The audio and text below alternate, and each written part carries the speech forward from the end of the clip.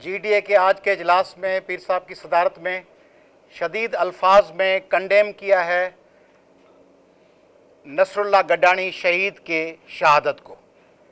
G D A کے اجلاس میں سخت تشویش کا اظہار کیا گیا کہ سندھ میں باقی صوبوں کے بنسبت صحافی زیادہ نشانہ بن رہے ہیں۔ نصر اللہ گڈانی کو جس بے دردی سے شہید کیا گیا 5 دن تک اس کی ایف آئی آر نہیں ہوئی اور آخر میں ایف آئی آر نامعلوم افراد کے خلاف کاٹ دی گئی۔ اس سے پہلے صحافی جان محمد مہر کو شہید کیا گیا، اس سے پہلے عزیز میمن کو شہید کیا گیا۔ جی ڈی اے کے اجلاس میں سندھ میں جو بچیاں گم ہیں، فضیلہ سرکی، پریا کماری، ان بچیوں کی گمشدگی پہ بھی تشویش کا اظہار کیا گیا کہ یہ بچیاں اپنے والدین کو لوٹا کے نہیں دی گئیں۔ فاطمہ پھرڑو بچی ہماری ایک ماری گئی، اس کے حوالے سے بھی کوئی انصاف نہیں ہو پایا۔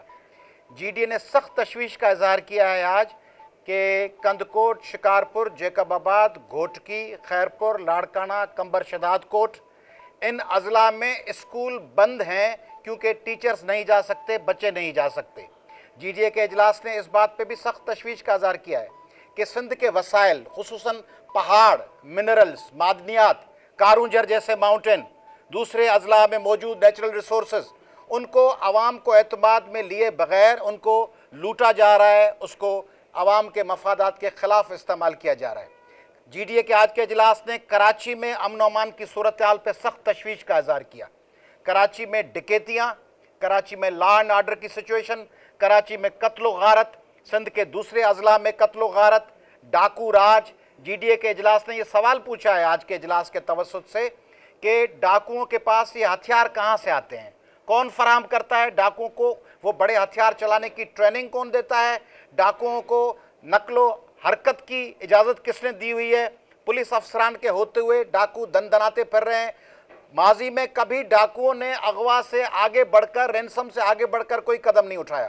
اب ڈاکو معصوم بچوں کی ویڈیوز بناتے ہیں، ان کے ساتھ ابیوز کی، اور پھر وہ ویڈیوز ان مغویوں کی پوسٹ کی جاتی ہیں۔ ایسا حشر پاکستان نہیں، دنیا کے کسی ملک میں نہیں ہے۔ جی ڈی اے نے سخت تشویش کا اظہار کیا۔ ہم سمجھتے ہیں کہ پاکستان کی قومی ایجنڈا سے سندھ گم ہو چکا ہے۔ ہم سمجھتے ہیں کہ سندھ کو گزشتہ 15-18 سال سے سمجھا گیا ہے کہ یہ کوئی روانڈا ہے، کوئی ایتھیوپیا ہے، کوئی نکاراگوا ہے، کوئی ہیتی ہے، جس سے کوئی تعلق نہیں وفاق پاکستان کے ان فورسز کا، ان طاقتوں کا، ان فورمز کا جو فیصلہ سازی کرتی ہیں، نہ پارلیمنٹ کا، نہ ہماری اسٹیبلشمنٹ کا، نہ ہماری عدلیہ کا۔ سندھ کو کسی یتیم بچے کی طرح تباہ و برباد ہونے کے لیے چھوڑ دیا گیا ہے۔ کوئی نوٹس نہیں لیتا کہ سندھ میں کرپشن ہے، کیا سسٹم چل رہا ہے، گورننس کیسے تباہ ہو رہی ہے۔ گھر ڈھائے جاتے ہیں دادو میں، نوشہروں میں، کراچی میں۔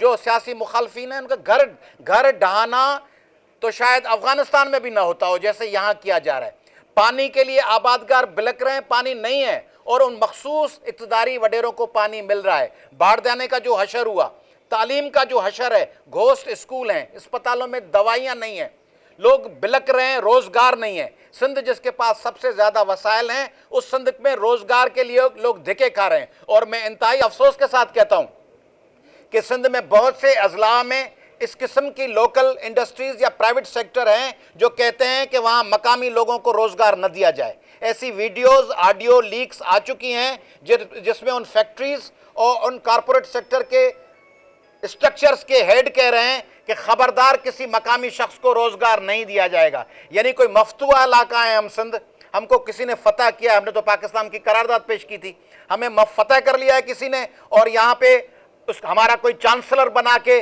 کوئی ہمارا لارڈ بنا کے بھجوا دیا ہے زرداری صاحب کو کہ وہ جیسے چاہیں چارلس نیپیر کی جگہ جس کو چاہیں نوازے، جس کو آگے لے آئیں۔ یہ شکایت کی ہے جی ڈی اے نے، اور جی ڈی اے سمجھتا ہے کہ وقت آ گیا ہے کہ پاکستان کی پارلیمان، پاکستان کی عدلیہ ان معاملات میں الجھی ہوئی ہے، ہمیں نظر آ رہا ہے جو معاملات اسلام آباد کے لیے اہم ہو سکتے ہیں، لاہور کے لیے اہم ہو سکتے ہیں، وہ سندھ کے لیے اہم نہیں ہیں۔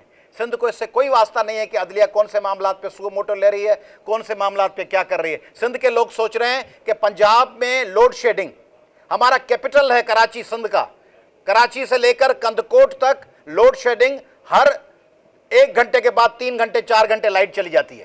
پنجاب میں 3-4 گھنٹے لائٹ ہوتی ہے، پھر 1-2 گھنٹے لائٹ جاتی ہے، پھر 3-4 گھنٹے آتی ہے۔ सिंध में 4-4 घंटे लाइट जाने के बाद 1 घंटे के लिए लाइट आती है। लोड शेडिंग में कश्मीर में आप कहते हैं कि कश्मीर के लोग निकले तो आपने उनको सब्सिडी दी, उनके साथ रियायत की, कि कश्मीरी भाई कहते हैं कि मंगला हमारे पास से गुजरता है। सिंध 70% बिजली, टैक्स, पेट्रोल, गैस सब देता है, सिंध को तो कोई सब्सिडी नहीं दे रहे आप। तो सिंध के लोगों की ये कंसर्न्स हैं, अरबाब इख्तियार के सामने हम पेश कर रहे हैं कि हमारे साथ इंसाफ करें, ऐसा न करें, ऐसा न करें, खुदा न खास्ता बहुत देर हो जाए और लोग पार्लियामानी सिस्टम से उनका यकीन उठ जाए। इसलिए जो पावर्स दैट मैटर और जो पार्लियामान है और जो जुडिशरी है वो सिंध को लावारिस बच्चे के तौर पर, सुतेले बच्चे के तौर पर 15 साल से जो ट्रीट कर रही है वो ट्रीटमेंट ख़त्म की जाए।